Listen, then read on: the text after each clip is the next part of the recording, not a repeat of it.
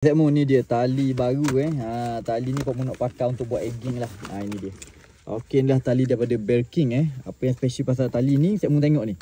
0.2 sama dengan 7 LB dan kehalusan dia diameter dia 0.08 mm, model Nivea.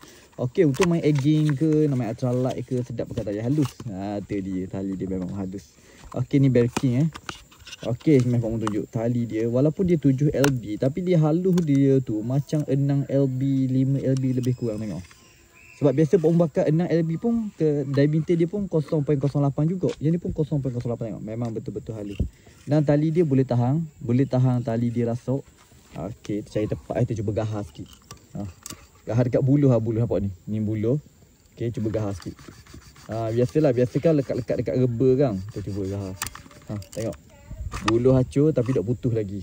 Ataupun saya mau ada cara yang lebih efektif untuk bermontaj, cuba komen sikit tengok. Cara nak pergi nak tunjuk yang tali ni lasok.